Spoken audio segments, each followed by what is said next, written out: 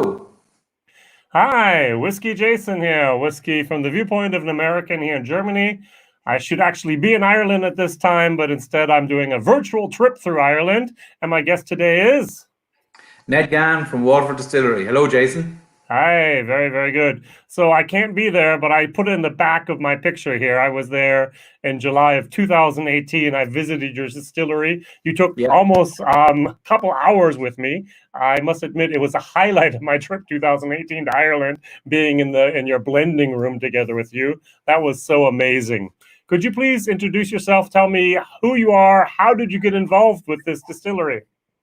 So hello, everyone from isolated house here, not in the distillery. I'm Ned Gahan. I'm the head distiller of Waterford Distillery, and I got involved with the distillery in 2015 at the start from a conversation with Mark Rainier, and we went in to change what was a Guinness brewery to a distillery.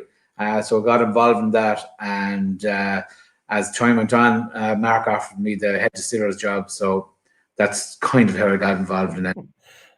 Now, you do not call yourself the master distiller. You call yourself the head distiller. Why? Yeah, so I suppose it's just it's something I don't like using because I think we've talked before. For me, a master distiller should be someone who has earned the title. Being from Waterford and Waterford Distillery, there's Waterford Crystal is worldwide known, and they would have had master blowers and master cutters, people who would have served 20, 25 years working in their profession, and then they would become master distiller. And the other thing is, our master blower cutter, sorry. The other thing is, I think when you're a master, you've learned an awful lot. I'm only at the early stages of whiskey. So a head distiller even is enough. All right, very good. So I was talking with John Keeling the other day, and he actually said that he wanted to originally buy that Guinness plant, but unfortunately his finances were not, his pockets were not deep enough. So he went up to and bought his Great Northern Distillery only. Now, Mark, what's his story? Tell us a little bit about the background there.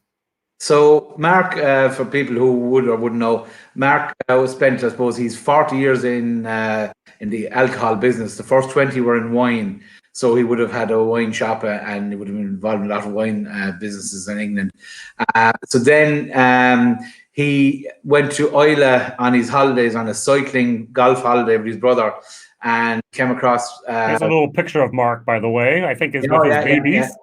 With the stills, So he came across Bruichladdich, which was closed, and someone told him to... Can we curse on live? Yeah, you can do it.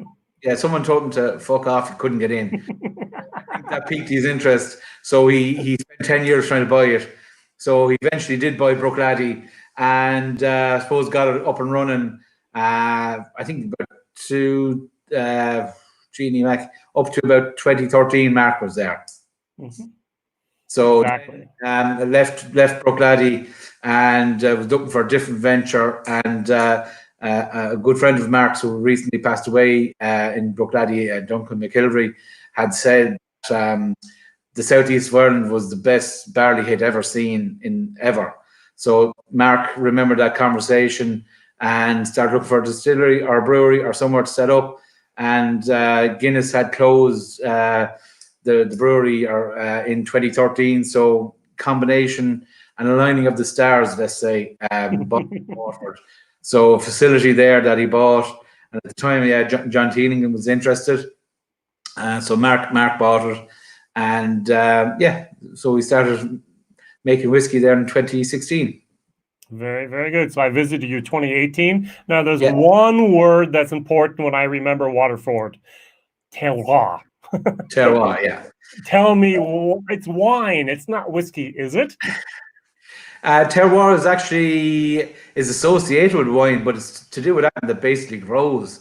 It's it's your vegetables, it's your flowers. So if someone was to look at hydrangeas, and some can be blue and some can be pink. Simple example: why are the different colors? It's the acidity of the soil that turns them the different colors. So terroir is in everything. So it's what influences something that grows. So it's well documented and well known in wine.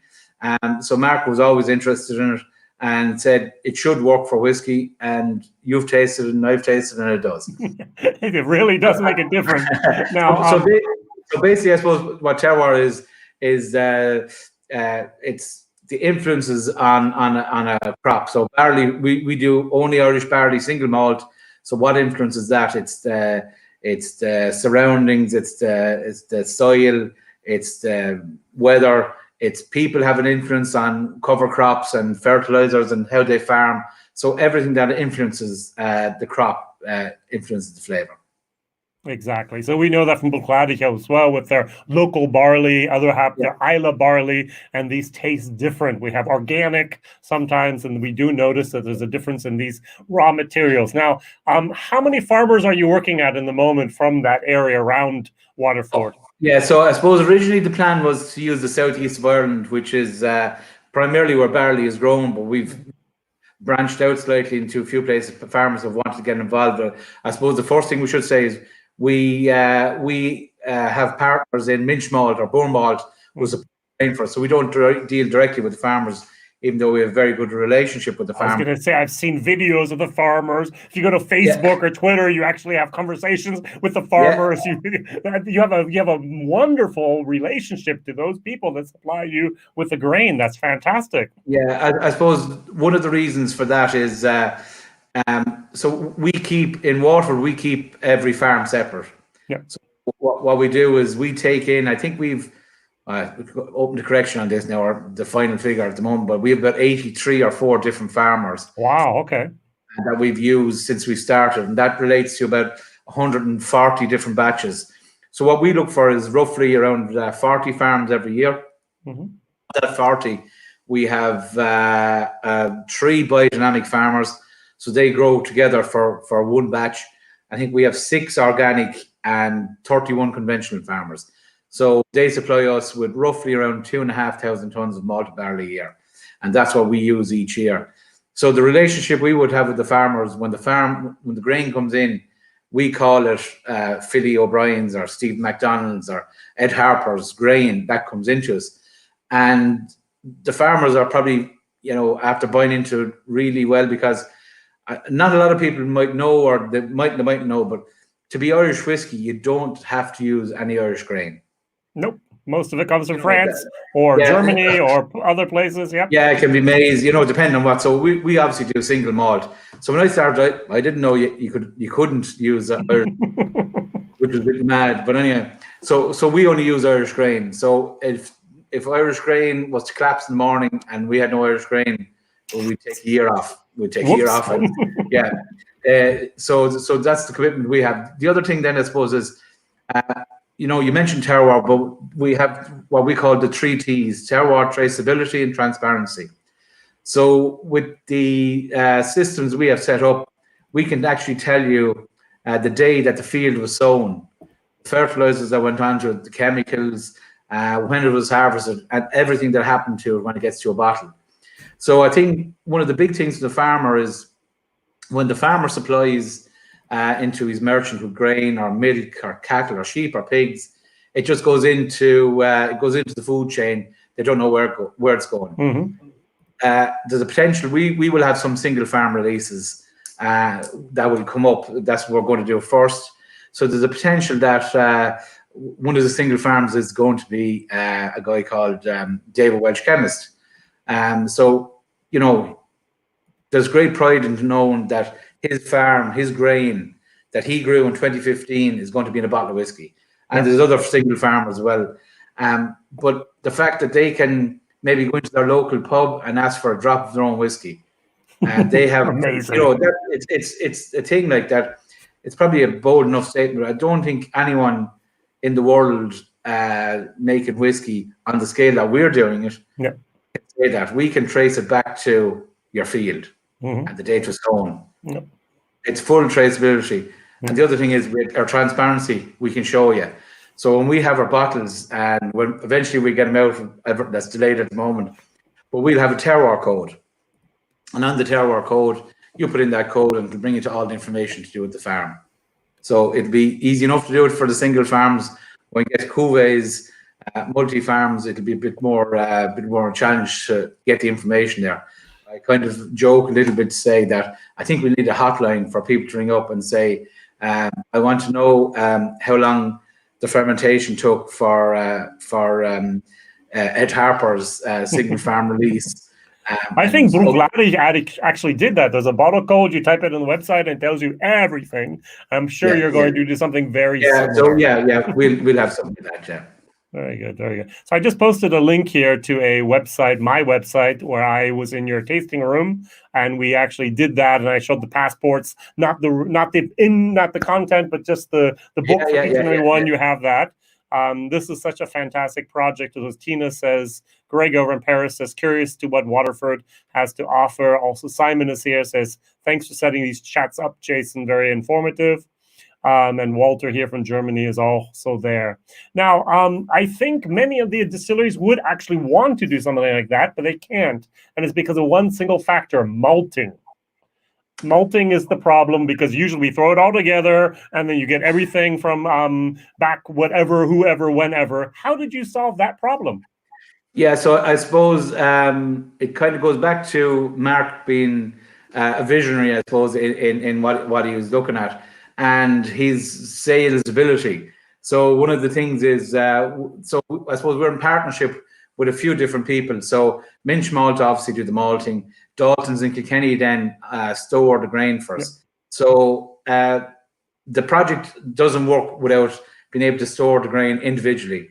So Mark went up to Dennis and John Dalton in May, I think, 2015, and explained what he wanted. So what he wanted was individual bays for individual farms. So they said grand, and when do you want it? Mark said for this harvest, which was going to start at the start. Like 3 months. Yeah, a couple of months' time. So the guys went ahead, did it, handshake, off they went, and they built what we call the cathedral. So the is basically a shed with individual bays that can hold the barley before it's malted. And so we're after actually building a smaller one, or when I say we, the lads are after building a smaller one called the chapel. So we have the cathedral and the chapel, so we have enough bays to supply the grain. So I suppose what happens is Minch Malt then we're able to malt 100 tons of barley. So take in roughly 100 tons of barley and malt that in their Bobby plant. So that's why we can do it. We can do it all individually. So normally what happens, and this is to go back to the traceability and the transparency, is normally what would happen was the farmer would harvest and bring his grain into the merchant and dump it into big piles, could be thousands of tons. But what actually happens is Daltons will go out and collect the loads individually from the farmers.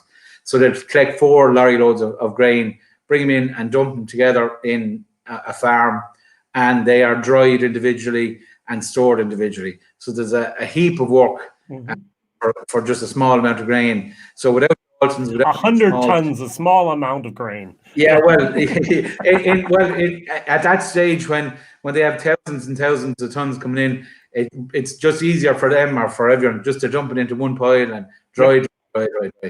But keeping it individual, it's a lot more work. It is. By doing that, it's a higher cost to us. But that's what we're willing to do. So when the grain is stored, then it's stored for about 6 months. It starts to break dormancy. So basically, when you harvest, you put the grain to sleep. It starts to wake up. And we send it to a tie and it's malted. So one of the things that we don't do is we don't use an enzyme called gibberellic acid. It just makes the malting process a bit quicker, and it malts more of the grain. So, which is also not allowed in Scotland, but is allowed in Germany, Ireland, America, Canada, and so on. Yes. So we choose not to do it because what we're looking for is the flavor of the grain to come out in the spirit, and we don't want that artificial to change that, I suppose. So we don't use that. So malting should take maybe 3 days. Takes us. Or when I say us, it takes them probably up to 5 days, from 3.5 to 5 days, depending on. And each farm then has to be malted differently because of the different specifications coming in from each farm. All right, very good. Now talk about the next step, which will be mashing. After you take that one farm's barley and malted barley, what do you do next with it? How do you mash it? Yeah, so I suppose one of the toughest jobs in the distillery is Neil Conway's, who's the head brewer. So every farm comes in, we get a specification in on the grain from Inchmalt, who give us in the specs. So then we have to look at that and make slight adjustments because we don't have any variations in the whole process. We want to keep everything the same as possible so that the flavors, again, coming from the barley. So when it comes in, Neil gets his specification, has a look at it. He'll look at friability and he'll look at different temperatures and do the first brew. And from the first brew, you kind of know if you need to tweak it slightly. So what we're not looking for is we're not looking for extract as such. We're looking at, so a lot of distilleries will look at, we need extract, full stop. We're not looking for extract, even though from a professional point of view, we're looking to do the best we can. We're looking at, how to get the best out of the grain. Does the pH affect somehow the malting process? Sorry? Does the pH affect the malting process? Michael Cully asks. Yeah, it can do. It can do. But I suppose we have specifications for the grain that's supplied into us. So, we have specs for proteins, which would be the big one for us, and other bits and pieces. So we would get grain in within specification bands, yeah. But it's like everything, if you have different pHs, it'll work differently, yeah. And so again, we don't use enzymes when we go through the brewing process. So everything is done naturally. So I suppose just maybe to take a step back a little bit and say that Diageo, the previous owners, spent 40 million euros on the brewery as was. So they closed in 2003. They spent 40 million euros changing from conventional brewery to making Guinness extract for Africa, and then closed in 2013 due to the downturn, I suppose, in beer markets globally, and consolidated it all into Dublin. And I suppose you were talking to John there during the week, and he bought Great Northern. Yeah. So in Kilkenny and Great Northern closed, Diageo closes. So it's funny that 2 of the 3 now are distilleries. Yeah, he was mentioning 4 actually that were Diageo back then, but I don't know. Okay, maybe there was 3 anyway. Definitely, 3 was closed in December 2013. So 40 million euros was spent. So when we came in 2015 to get the distillery or change from a brewery to a distillery, the brew house was already there. Now Diageo did wipe all the software, so we had to put the software back up. So we have a slightly unusual brew house in that we have a hydromill and we have a mash filter, which works really well. Mark calls the mash filter our terroir extractor. Now, I'm not very familiar with both of those. Explain what they are, please. Yeah, so a hydromill is basically you're milling underwater. At the time when we got it, it was new technology from Europe and Belgium. So you bring in the grain through what's called a steeping column, and it's injected with water. And when it goes in, then you have 2 discs. One is stationary and one rotates, and you break open the grain, and it goes into a mash then. So you go into a mash conversion vessel. So what we would do then is Neil would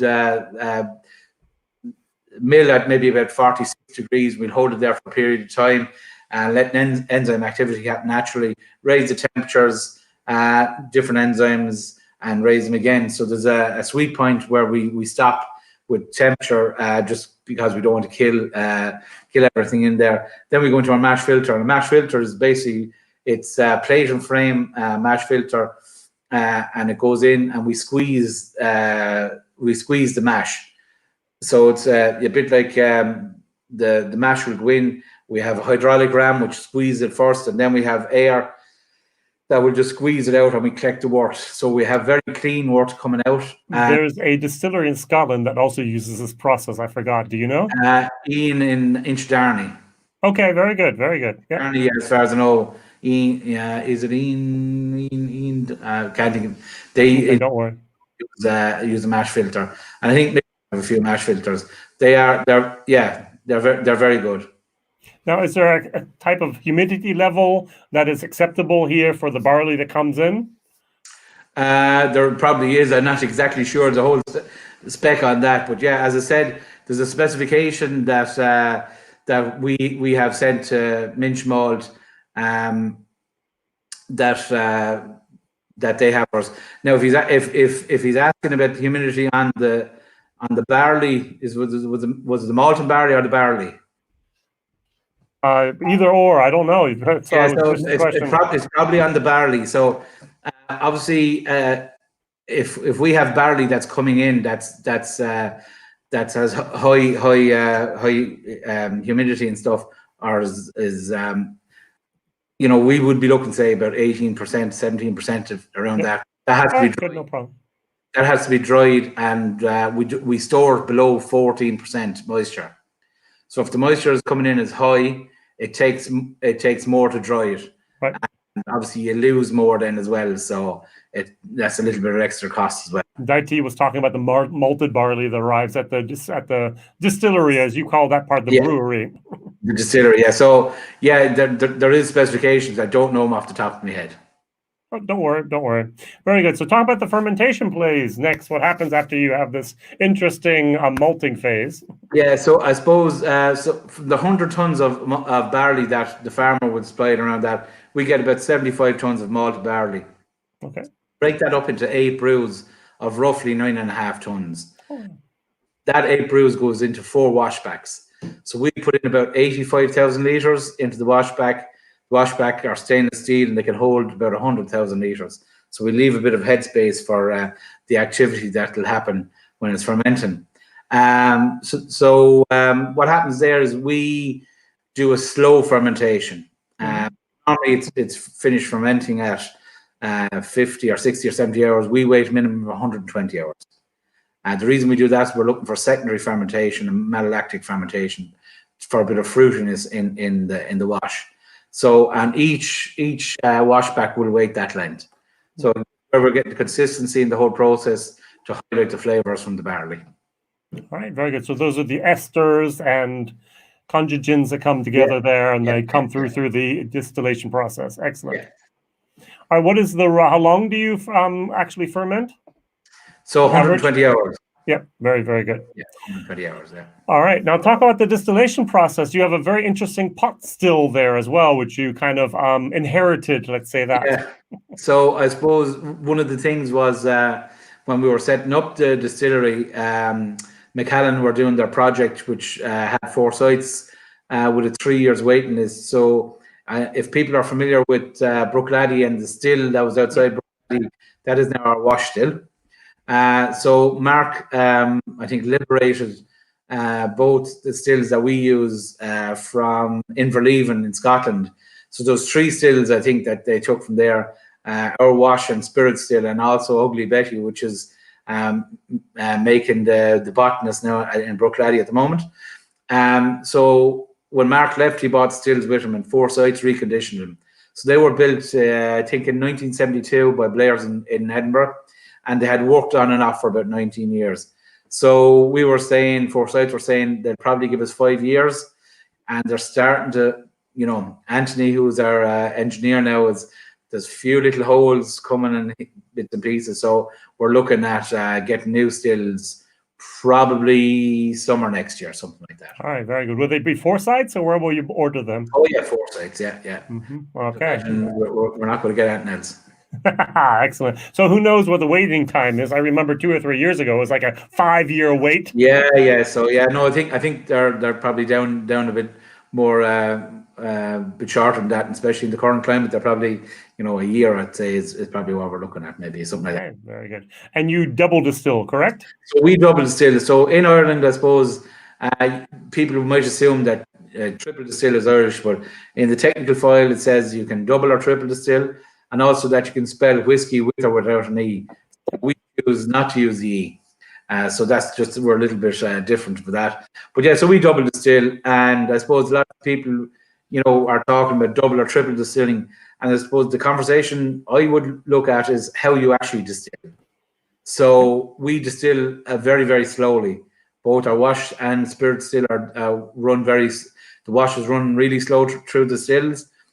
So if you have if 10 of us have the exact same wash going to the same stills, the speed which you distill your cut points have a huge impact on your and that is influenced by the amount of heat that you actually add to the still? Okay. So the simplest way to put it is when we run a wash still, we don't go over 1,000 liters an hour. Like, our model is not an efficient way of making it's the way we want to do it. It's what we've found gives us the nicest spirit, the best quality spirit we can get. So we run at 1,000 liters an hour on the wash still, and on our spirit still, then we would run on heads for about half an hour, which is very long, and we wouldn't go over 300 liters an hour on our heads. And then when we get onto hearts, we don't go over 500 liters an hour. So we're running at a trickle, basically. And one of the reasons is, if you look at it in terms of a fraction, I probably said this to you before, Jason, and this is your time. Isn't it big enough, actually? wait, I can make you bigger. Let's go this way. Oh, no, you got the whole screen now. Go for it. Go back. No, go back. But if you look at this in terms of time, and this is your time, and the quicker you go, they will blend into one another, the different fractions. If you go slower, it's easier to distinguish where you want to make your cut points, and then it's easier to have your spirit. And also, by having the steam that you put onto the stills affects your flow rate. So we have, the motto was low and slow. Take your time, there's no panic. Okay. So when we're on hearts, we go really slow, no more than 500 liters an hour. And what that does is, the energy from the steam promotes the vapors that are lighter vapors. And the heavier vapors will go up so far, but won't get up to the neck and down the lie arm to get turned back into liquid.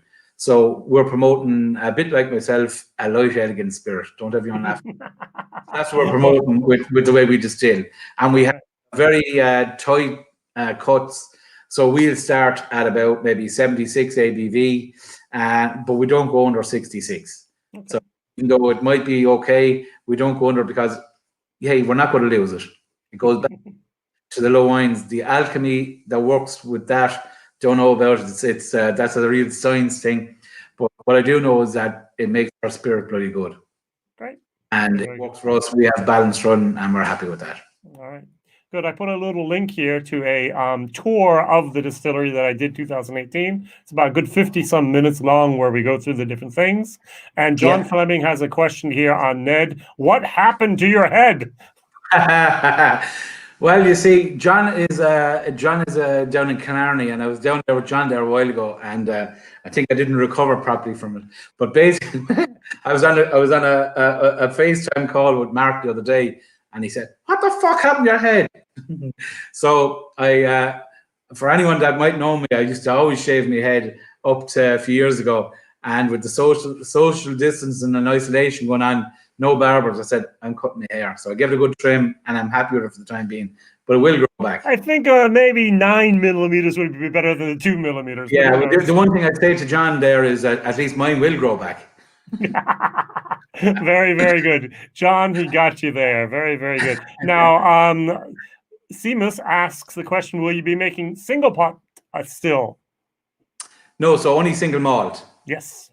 Only single always malt. malted barley, no unmalted. Always malted barley. Yeah. Always malted barley. Yeah. So even though we are using the pot stills, it's not, the definition of pot still is slightly different, but only malted barley. So we just want to work with the malted barley. It's what gives us good flavors, and we're happy with that. Excellent, excellent. All right, good. Now, after you've distilled this, we know when it comes off of the still you put it in the wood. Tell us about your interesting wood mix. Yeah, so I suppose one of the other things then is to keep it as natural as possible is when we do go to bottle, we won't be using caramel or E150. Maybe that's why one of the reasons E is not in our whiskey. But so what we have is each farm goes into roughly 4 cask breakdown of 50% American first fill. So I suppose 97 or 8% of distilleries will use American first fill or second fill or third or fourth fill casks. So which is what everyone uses, but 50% of each farm goes into that. 20% then goes into American virgin casks. 15% will go into what we call French premium. So really good French wine casks with Mark's contacts with the wine industry. He knows the casks he wants. He knows the casks he will pay for. So we would get casks that maybe would have had 2 wines, so something like 36 months old, and are good casks. The other 15% then we put into what we call VDN, or Vin Natural.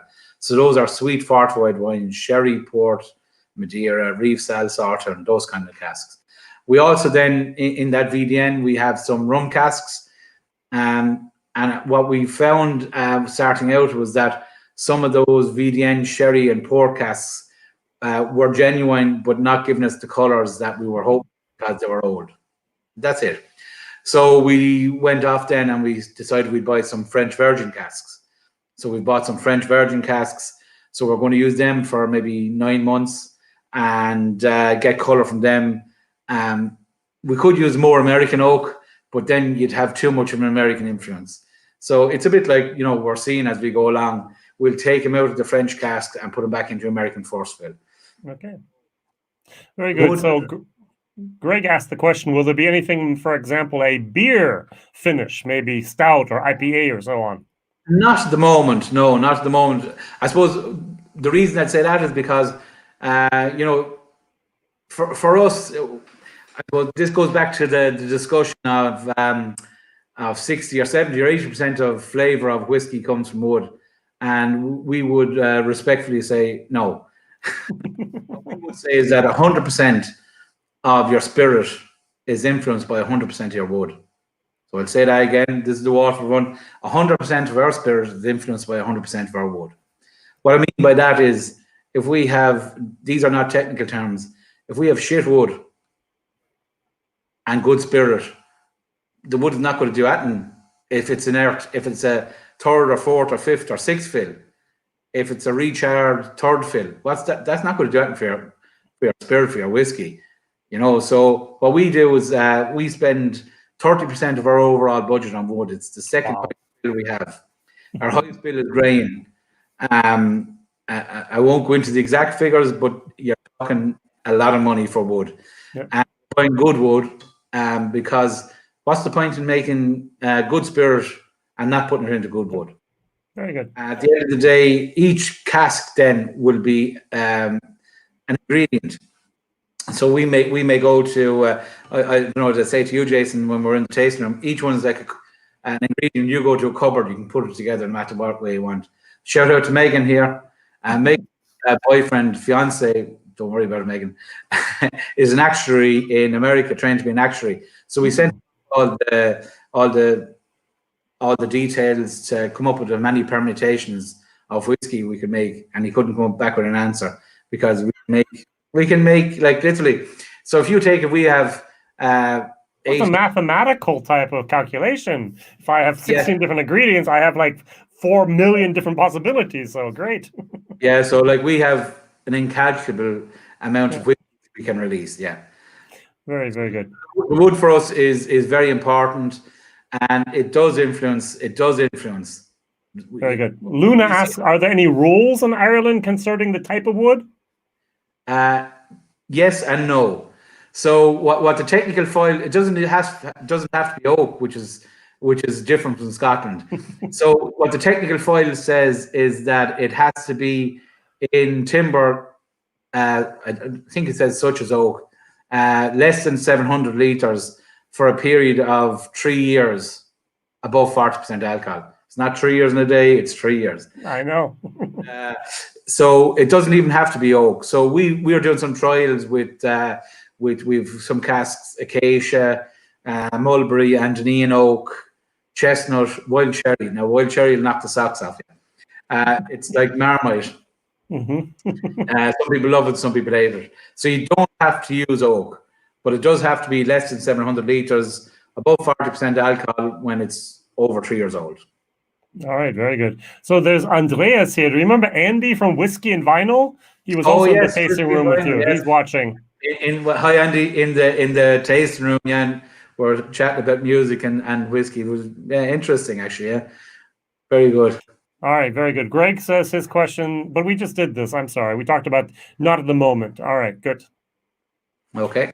So very, very good. So we have all the wood. Now, what I did not understand at the beginning, but I think I understand now more, is you do separate all the different farms so you can distill them individually, but there will not be, will there be a farm release, or do you make a cuvee of those different farms? Yeah, so I suppose just we're due to have releases coming up soon. So the original release was due to be the Pilgrimage, which was going to be all of 2016's distillation. So that was. So I have the web page here. I want to try to show this bottle because this is so awesome. Wait a second here. I mean, even the bottle you picked was just amazing, right? Yeah. So we have all this information here. And if I click on this, let's see, this bottle is just so beautiful. How did you do that? What is that? So this bottle, I suppose, when there was lots of discussions on the bottle and the whole lot. So basically, again, it's coming back to Mark, I suppose, and his vision and bits and pieces, and then Mark Newton and other people getting involved as well. John Gavin in True Output. So we're looking at not being able to see the whiskey.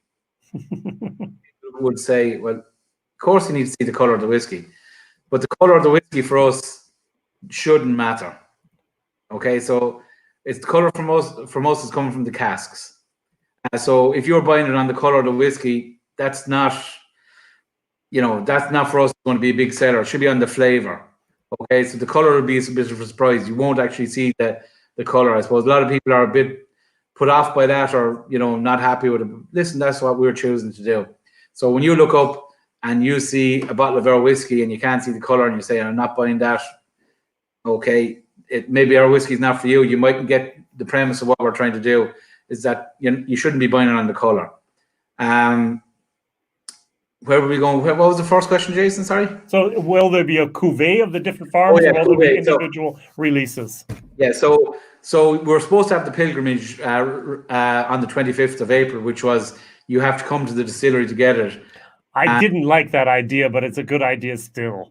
I can understand why you didn't like it, but I suppose we kind of wanted the first release, try to avoid secondary market, and people who wanted to get it would come to.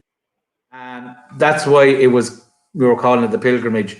And it was going to be the first release of many releases. So that was going to be a cuvee. And the other releases then we were looking at, we were going to do two for the EU and Asia, which were Ballykilcavan and Bannow Island. And we were going to do one direct, so an online one, Ratheden. So those were the first ones out the gate. And what do those names signify? So Ballykilcavan is where David Welch Chemist is from. Bannow Island is where Ed Harper is from. Ratheden is where Stephen MacDonald is from. We will go with the farm name or the townsland.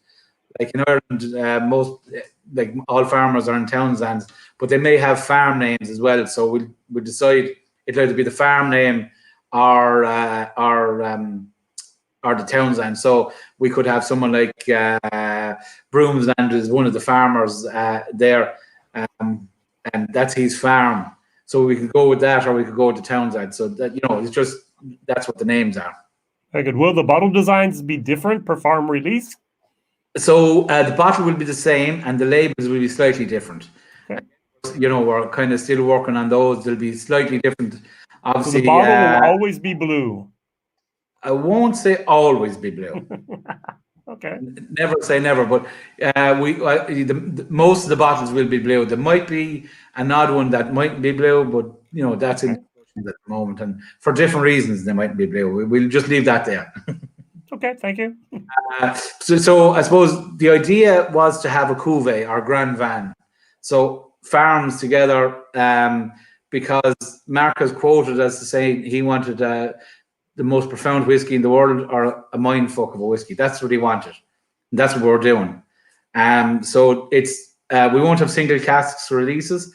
It'll be the single farm will be the smallest bottling, and after that it could be 50 farms, 100 farms, 10 farms. We can do farms geographically. We can do them by variety type. We can do them by distillation year. We can do them by people's first names called Paddy. It doesn't matter. Like, why not? Okay. This is good. Wow, very, very good. And so you started distilling in 2015, right? Yes. So this is not a 3-year-old whiskey. Well, I suppose we actually did our first trial run in 2015. Okay. And we did our first of our own grain then in 2016. So so we're looking at the first the cuvee, the pilgrimage would have been at 3 years old. It's actually marrying together, so it's in casks. So it'll probably at this stage it'll be nearly 3.5 or 4-year-old by the time we get to release it. So yeah, most of the first releases we'll have this year will be a 4-year-old.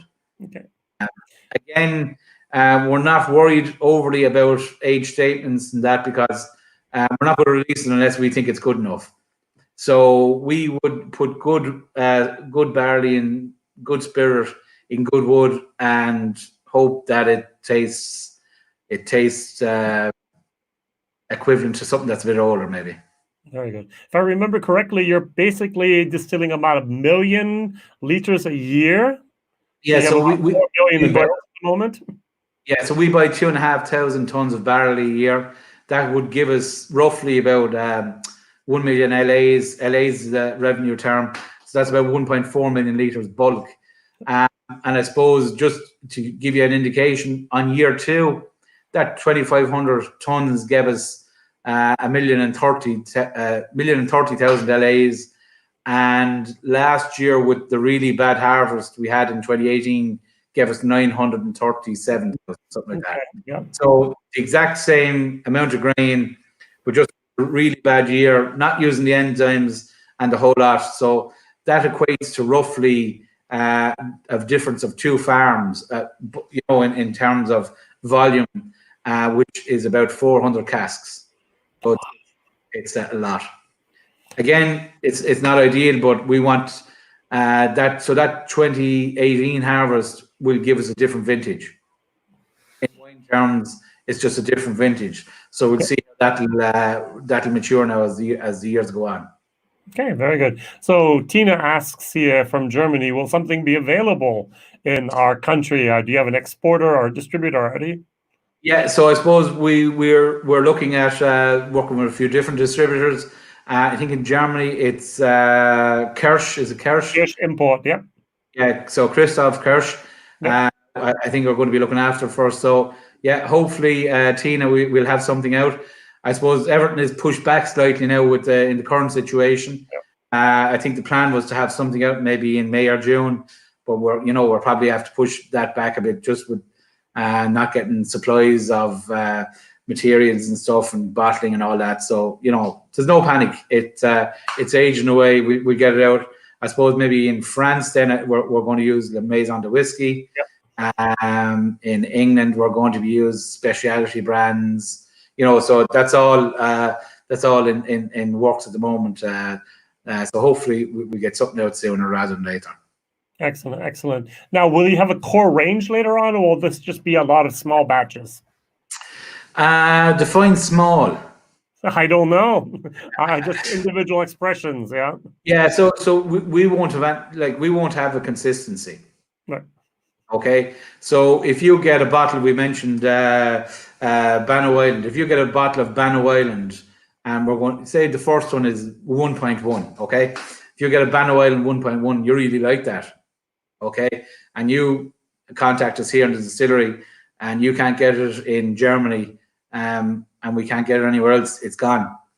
1.2 will be different because we might make it differently. We might use a different cask breakdown. We might have it a slightly different ABV. It's after aging an extra 6 or 12 months. So if you like a whiskey and it's going to be gone. So we're not looking for consistency. What we will have is we'll have a consistency in style of spirit that we're making. and then the farmers influence that with the grain, and then the casks will influence it again, and we'll just have we'll have something different. I suppose the cuvées, when we're doing the cuvées, we can look at, we'll probably be, we won't be chill filtering either, so we're looking at about 50% alcohol, and we are going to play around. We're going to have a bit of fun with it. The one good thing about it is we've never done this before. There's no Waterford whiskey out there. There's no right or wrong. Someone asked me recently, what style of whiskey are we looking for? Or what are you looking for in a bottle of whiskey? What I would like is someone to open a bottle of whiskey, pour it out, smell it, and smile. Have a taste of it, and go, that's nice. That'll do. We don't need to have people don't need to go into big conversations about it and the different properties and smells and tastes, because everyone with whiskey vinyl, we talked about before about rather than having taste notes, they should have music notes. Countries have different vegetables and fruits and stuff, so it's just people to enjoy it. That's what we're looking for. And people to say, this is interesting and I need to find out more about this, or I haven't tasted that like this before. All right, good, very good. Kevin says, I think the non-consistent idea is not bad and supplies us with a variety all the time.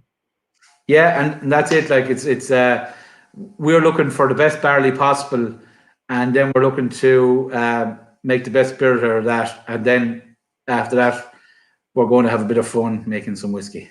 Very, very good. All right. So last year I was at the Whiskey Live in Dublin 2019, and I saw you, but there was no Woodford stand. Will there be one this year? Well, I suppose, will there be a Dublin Live this year? Well, let's assume yes. That's the thing. No, we're not going to be there this year. Like, we haven't released anything yet. You would have by then, so. Yeah, we might do, but no, I don't think we are. I don't think we are.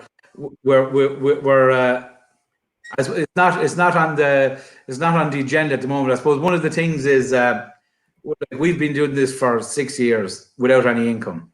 Mm-hmm. The advertising stuff we're doing is social media. It's Twitter. It's online videos. There's a few videos put up of me recently in America where I'm sweating. Those were actually very well done. Yeah, thank you. Editing, the video, the music. I mean, very, very professional. Yeah, so I suppose we won't be going to trade shows, I'd say, for a little while, just because firstly we haven't taken any money in. If you can appreciate, we're spending a lot of money each year. And when we start selling stuff, which we'll do now, hopefully in the next little while, we'll start looking at what's the best thing for us to do then in terms of our audience. Who do we want to get out to? How do we want them to get the information? Because I suppose our story is a bit different than most distilleries and most whiskies. And maybe it might be more intimate venues. It might be smaller settings. It might be going to Germany and saying, listen, Jason, do you want to set up a group of 40 people or 20 people and we'll have a chat with them? That kind of thing. And, and I suppose, from that, then people are interested to ask questions. They'll maybe mention to another 5 or 6 people and we'll grow like that. So I suppose it's targeting the people that are interested and who will ask the questions and who are curious. And the other thing is, we're not afraid for people to come back and say, it's bullshit what you're doing. Or, we'll have the chat with anyone. We're not saying, well, what we're saying is this is what we want to do. We're not saying other people are wrong or right or whatever. This is what we're doing. This is what we believe in. And so I suppose from that point of view, it's having conversations and talking to people who are interested and who get what we're doing and that kind of thing. Very, very good. So are you going to actually later on have brand ambassadors? Or is that also a path you're not going to go? You're not going to go down? At the moment, no. I suppose our story is our story is not an Irish bigara come here till I tell you kind of a story. It's a story is the barley and everything that happens to barley along the way. So if we have people who are out talking about Waterford or involved in Waterford, they need to understand everything about Waterford. So if someone is out there, they're not going to be a brand ambassador. We won't have brand ambassadors, I'd say. We'll have people who are from the distillery who know as much as they can about Waterford, about how whiskey is made, how the spirit is looked after. It's not, you know, so that's kind of at the moment. Again, it's down to budgets and everything as well, like, you know. And, yeah, so I don't think we're going to have brand ambassadors for a while. There'll probably be, I suppose the plan was to have a few of us from the distillery going out to different venues, different places, and just having the chat like this kind of thing and meeting people and talking about it. Yeah. Excellent. Now, you did something last year which was very unique. You had Scott and Bart from the Scotch Test Dummies, and you had Rex and Daniel then from the Whiskey Tribe come over to your place. So you paid for them to come over, and then you let them do a video there and spend some time with you and so on. And then don't ask me which I prefer. I think I know Scott and Bart personally, so I don't know. Those would be my personal favorites. Who knows?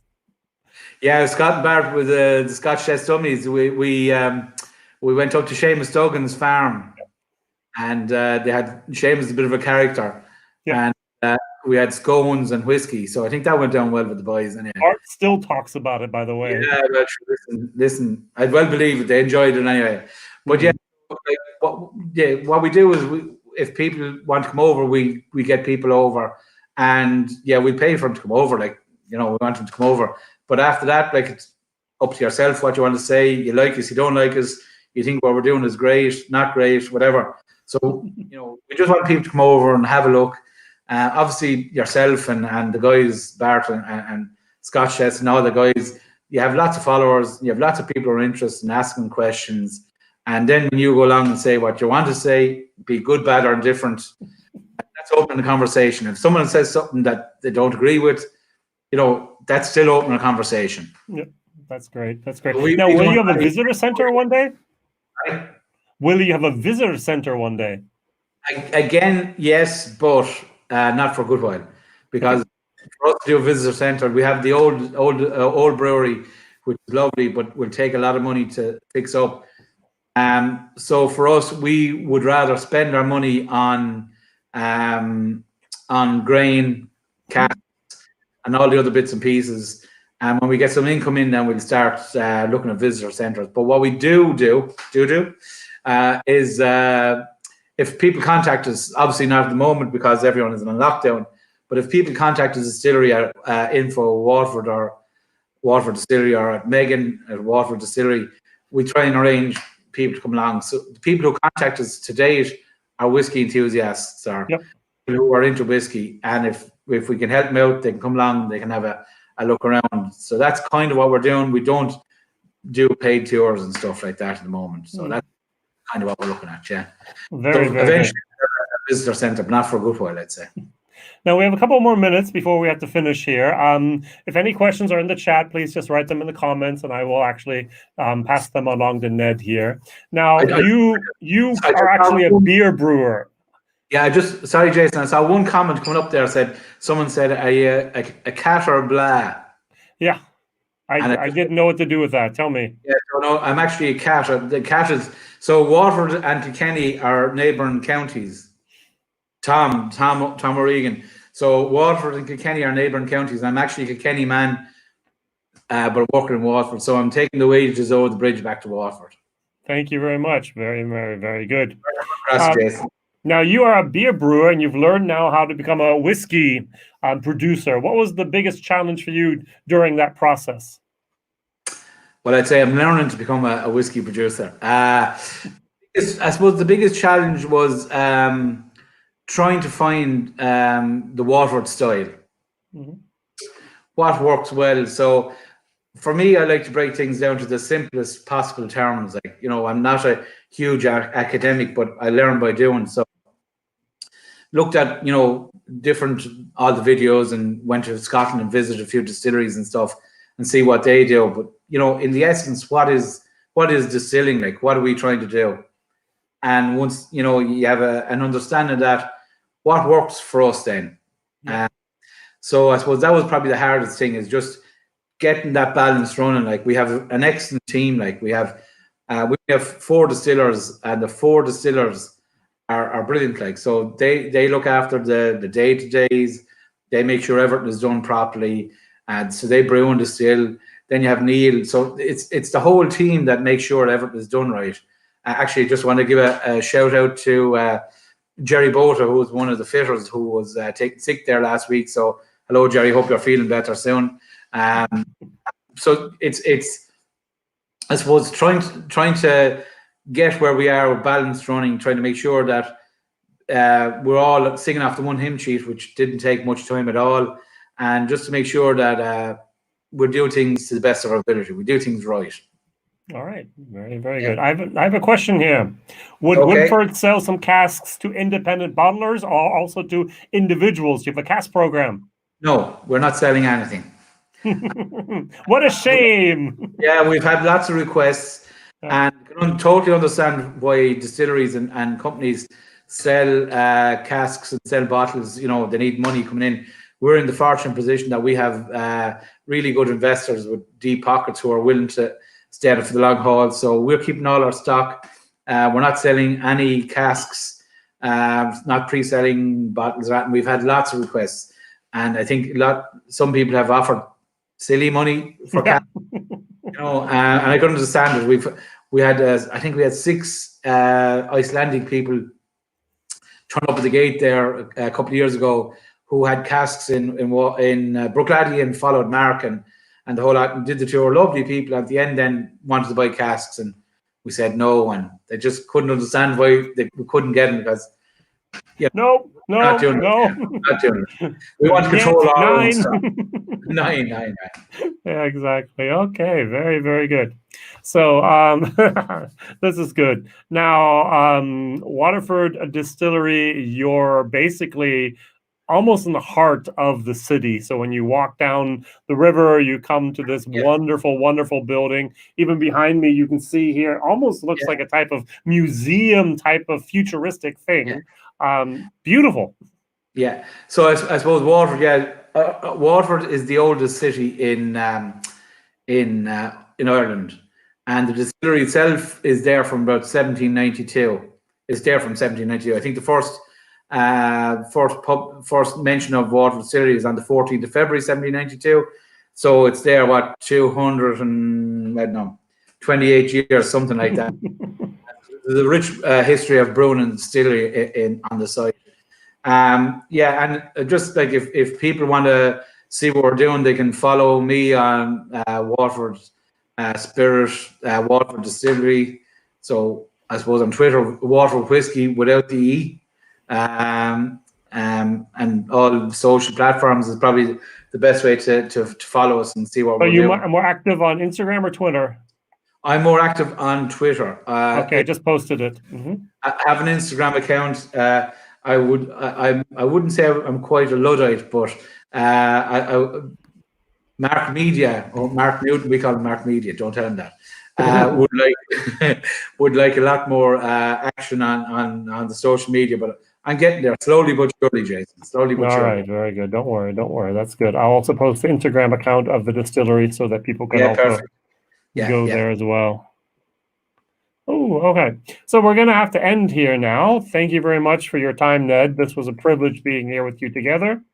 I really look forward to making my way over there. Who knows if I'll make it on, what was it, the 15th on the 5th of September? The 5th of September is our next date. Yeah. Hopefully that can still go ahead.